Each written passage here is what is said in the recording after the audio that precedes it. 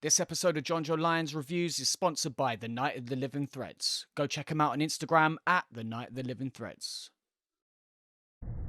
He's dead, honey, because Mommy killed him. The goddamn force of nature.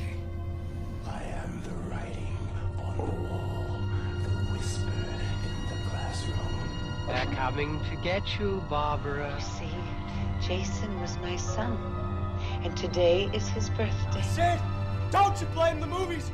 Movies don't create psychos. Movies make psychos more creative.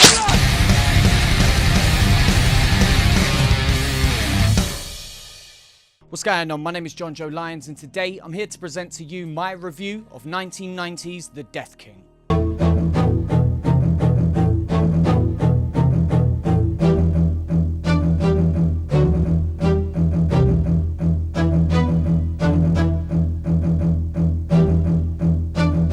Written by Franz Rodenkirchen and Jörg Buttgereit, and directed by Jörg, The Death King stars Nicholas Pesch, Herman Kopp, and Henrik Eber, among many others. I'm so sorry for butchering all your names there. The Death King is an experimental film that explores the topic of suicide and violent death in the form of 7 episodes, each one attributed to one day of the week.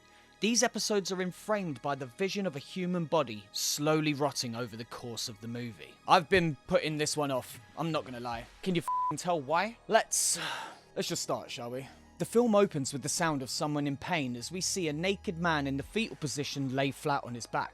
Cut to a playground where we see a little girl start to draw a picture titled The Death King, and this leads us into our first short entitled Monday. We watch as a man walks home, passing by a graveyard on his way. Once home, he finishes writing a letter while his little fish buddy, presumably his only friend, watches on. He pauses for a moment and we see a flash of a decomposing corpse. With the letter finished, he seals it in an envelope and adds it to the pile, and then we see the man as he calls his job and resigns. We then get a beautiful shot where the camera slowly spins round the room as the man makes his necessary preparations, and an unknown amount of time passes. I especially love this shot because it's all done in one take, so I can just imagine them behind the camera. Like, the choreography that would have been required in order to pull this off is pretty hardcore, and I rate them for that, big time. The score that accompanies this is perfect, as it feels to me like a mournful waltz crossed with a funeral march and sets the foreboding tone perfectly.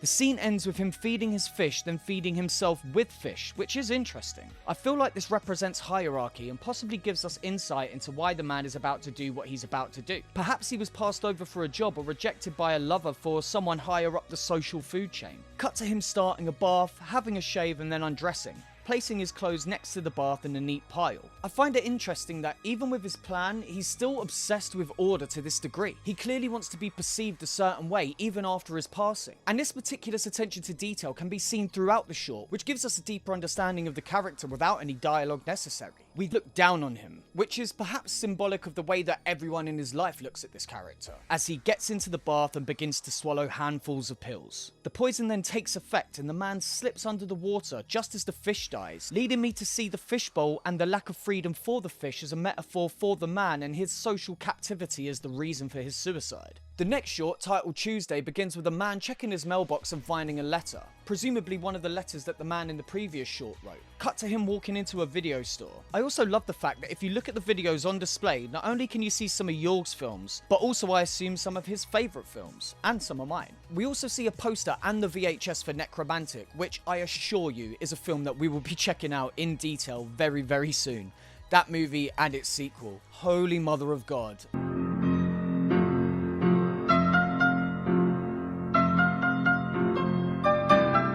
Anyway, that's a story for another time. At the counter, he pulls the letter out and reads it, commenting that the author has killed himself. The clerk doesn't believe it and says he's crazy, then hands over the videos. Cut to the man at home as he puts the tape in called Vera, Gestapo's Angel of Death, and cracks a beer.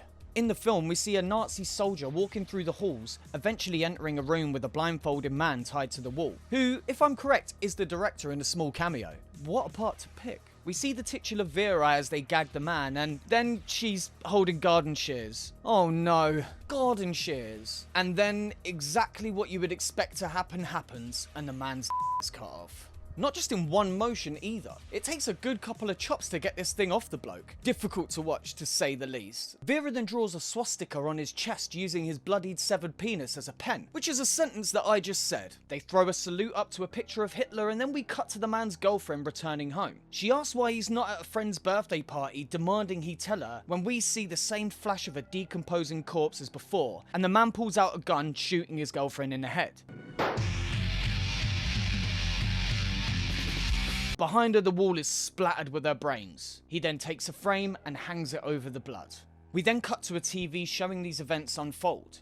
The TV turns off and we pan round to see someone has hung themselves, while the sound of children playing outside can be heard. The short is interesting because it can be read as a damning of the perception of horror film fans in general. It suggests that people who watch violent films are violent themselves and merely 1 or 2 sentences away from putting a hole in your face. The Nazi film showing the prisoner being castrated could also represent the man's feelings of metaphorical castration by his overbearing partner. I also love the fact that he frames the bloodstain on the wall, implying that horror is a form of art and should be treated as such, rather than some sort of vice that you have to be embarrassed about. Then at the end, when cutting to all of this actually being a movie that someone else is viewing, the statement is further cemented that this is a film, a work of fiction, and to some, an important piece of art. Wednesday starts with a woman walking through the rain carrying one of the letters as we see flashes of a man's eyes and then the decomposing corpse. She happens upon a man sitting on a bench and sits at the other end. He starts to tell a story about whenever him and his wife have sex, she suffers pain and bleeds profusely. They see a doctor and do whatever they can to alleviate the pain, but nothing works. She is supportive, which only makes him angrier until he can't stand the kindness anymore and kills her. His anger spills out of him and begins to disrupt the film itself.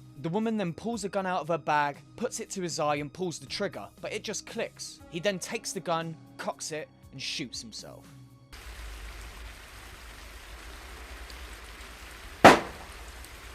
I'm not sure what to take from this short. Marriage is pain and blood? I guess it's more likely that the woman that sits down at the bench represents his conscience and judgment of himself and his own actions. Thanks, Lay.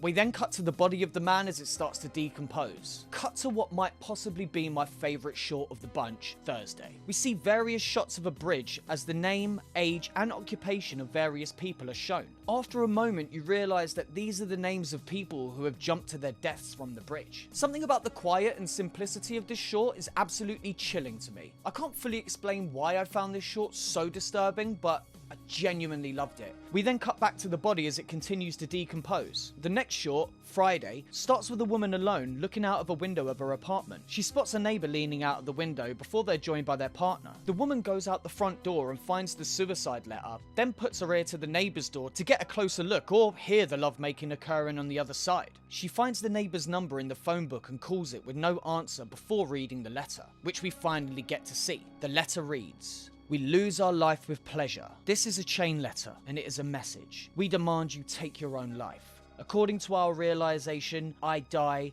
therefore I am. In 6 days, God created heaven and earth. On day 7, he killed himself. Let's die." The letter leads me to assume that the man in the black room slowly decomposing is God, having created the world and then abandoning his creation by ending his own life. The woman rips up the letter, discards it, starts a music box, which sounds like something out of Final Fantasy VII that I just adore.